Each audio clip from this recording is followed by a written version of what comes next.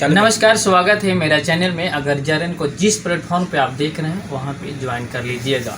हमारे साथ अभी जानने को हैं राजन सिंह हैं, एडवोकेट हैं पटना हाईकोर्ट का।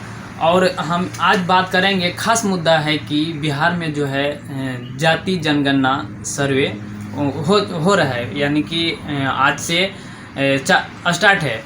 हम यही इनसे जानने की कोशिश करेंगे कि जाति जनगणना अगर हो रहा है तो कितना मतलब बिहार के जनता को इसमें लाभ होगा और क्या क्या मतलब, और इस जनगणना का जो सर्वे हो रहा है उस पर इनकी प्रतिक्रिया क्या है। सर, स्वागत है मेरा चैनल में।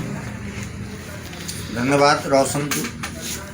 सर हाँ बताएं आपका। सर, जाति जनगणना जो आधारित पे सर्वे हो रहा है बिहार में, इस पे आपकी क्या राय है और कैसे इसको देख रहे हैं, क्या लाभ होने वाला है? जातीय जनगणना सरकार के द्वारा जो कराया जा रहा है, मुझे तो लगता है कि जातीय जनगणना से आगे चलकर समाज में परेशानी ही उत्पन्न होगी, क्योंकि यह सब वोट बैंक की राजनीति है।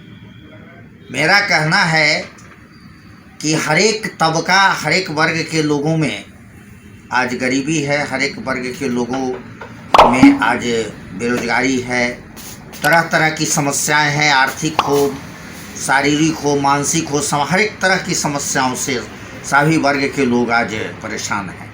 ऐसी बात नहीं है। तो जातीय जनगणना तो कराकर एक समाज में एक उन्माद फैलाने का काम किया जा रहा है। सीधी बात है। मान लीजिए कि किसी मेरे ही गांव में अगर सब या मैंने एक उदाहरण के तौर पर मैं प्रस्तुत करता हूँ कि मान लीजिए कि किसी एक अमुक जात की संख्या अगर ज़्यादा हो, दूसरे जात की संख्या अगर कम है, और जातीय जनगणना के आधार पर वहाँ सभी पार्टियाँ टिकट उन लोगों को देंगी जहाँ वहाँ जो ज़्यादा जिस समुदाय के लोग ज़्यादा आते हैं उस समुदाय के लोगों को टिकट मिलेगा।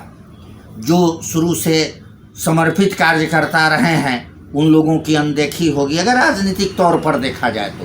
दूसरी बात यह है कि थोड़ी थोड़ी बातों में जो सामाजिक सौहार्द है, जो पारिवारिक सौहार्द है गांव के अंदर, समाज के अंदर, वह तो समाप्त हो जाएगा ना। अब वहाँ माइट इज राइट वाली बात हो जाएगी, जिसकी लाठी उसकी भैंस। मान लीजिए कि एक समुदाय का आदमी, एक जात का आदमी ज़्यादा है, दूसरे जात के आदमी से अगर उलझ जाता है, उसकी संख्या अगर कम है, 1/3 है, 1/4 है, तो ऐसी स्थिति में तो थोड़ा ये समीकरण असंतुलित होगा और सामाजिक समरसता इम्बैलेंस्ड होगा। मेरा यह मानना है। यह सब राजनीतिक फायदा के लिए किया जा रहा है, इससे बाकी लोगों को कोई फायदा नहीं है। समाज के लोगों को, जो कमाने वाले लोग हैं वो कमाएं। समाज में आप चले जाइए गांव में मान लीजिए कि सब आप अमुक जाति से हैं, मैं एक दूसरी जाति से हूँ, तो वहाँ पर ये नहीं बंधन होता है। आप से अगर हम सीनियर हैं तो आप हमको भैया कहिएगा, हमसे जो सीनियर होंगे, बूढ़े होंगे, उनको हम चचा कहेंगे या बाबा कहेंगे। तो ऐसी स्थिति में यह थोड़े देखा जाता है कि हाँ भाई यह दूसरे जात के हैं, हम दूसरे जात के हैं। वहाँ एक सामाजिक, एक पारिवारिक समरसता होता है। ग्रामीण परिवेश में यह इन बातों को नहीं देखा जाता है। यह सब करके आप, यह सरकार के द्वारा यह बहुत अच्छा काम नहीं किया जा रहा है। आप अपने फायदा के लिए कर रहे हैं, आप अपने वोट बैंक के लिए कर रहे हैं। अदरवाइज इससे कोई समाज के लोगों को कोई खास फायदा नहीं है वो पहुंच रहा है। बीजेपी के तमाम नेताओं जो हैं, बड़े बड़े नेता हैं, वो उन्होंने बोला था कि बिहार में अगर जनगणना करना ही है तो गरीबी और अमीरी पे करे, तो ऐसा क्या हुआ? नहीं, भारतीय जनता पार्टी की सोच इसमें ठीक है। आप कितने लोग गरीब हैं, कितने लोग अमीर हैं। डॉक्टर सर्वपल्ली राधाकृष्णन ने कहा था कि जो लोग निरंतर कचोटने वाली गरीबी के शिकार हैं, जिनको 2 वक्त की रोटी नहीं मिलती है, उनके लिए लोकतंत्र का क्या महत्व रह जाएगा। इसलिए सबसे पहले आर्थिक लोकतंत्र को स्थापित करना होगा, आर्थिक रूप से उन्हें स्वावलंबी बनाना होगा, तब जाकर लोकतंत्र को सही मायने में परिभाषित किया जा सकता है।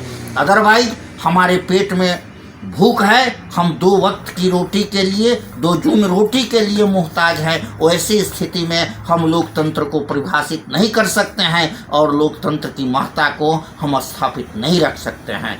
यह डॉक्टर सर्वपल्ली राधाकृष्णन जी ने कहा था और मैं उनकी बात से पूर्ण रूप में सहमत हूँ। इसलिए आर्थिक लोकतंत्र लाना जरूरी है और आर्थिक लोकतंत्र तब आएगा जब बेरोजगारी दूर होगा, गरीबी दूर होगा, लोगों को के पास पर्याप्त पैसा होना चाहिए जिससे वह और अपने परिवार का भरण पोषण कर सके, 2 वक्त की रोटी का इंतज़ाम कर सके। ऐसे में लोकतंत्र फलीभूत नहीं होता है। पार्लियामेंट में बैठकर और विधानसभा में बैठकर कानून बना देने से नहीं कुछ होता है। कानून को सही ढंग से कैसे लागू कराया जाए यह बहुत बड़ी बात होती है। आप गरीबी दूर कीजिए है। यहाँ तो कहा गया है, लिखा है, दिन करने की स्वानों को मिलता दूध भात, भूखे बच्चे चिल्लाते हैं और माँ की हड्डी से चिपक जारे की रात बिताते हैं। उस गरीब से पूछिए जो 2 वक्त रोटी नहीं मिलता है और यहाँ हमारे बहुत बड़े राजनेता पदाधिकारी बहुत जो ऊंचे पद पर बैठे हुए हैं, उनके कुत्ते को भी रोज मांस मिलता है, दूध मिलता है और हमारे गरीब के बच्चे दूध के बिना दम तोड़ देते हैं। बहुत माँ की गोद में दम तोड़ देते हैं, बहुत माँ की कोख के अंदर दम तोड़ देते हैं। क्यों? तो उनका पोषण के शिकार हो जाते हैं। यह बहुत दुर्भाग्य जी। इस पर भी सरकार को सोचना चाहिए। आप लोगों ने सुना वकील साहब बोल रहे थे कि अगर गणना करना ही है तो गरीबी पे करें, जाति पे नहीं। जाति से हमें खाने के लिए जो है जाति नहीं दे सकता है, हमको खाने के लिए है जो कि एक व्यवस्था, एक रोजगार हमको खाने के लिए मिल सकता है। तो तमाम बातों को रखते हुए अगर चैनल पे नए हैं तो हमारे चैनल को ज्वाइन कर लीजिए।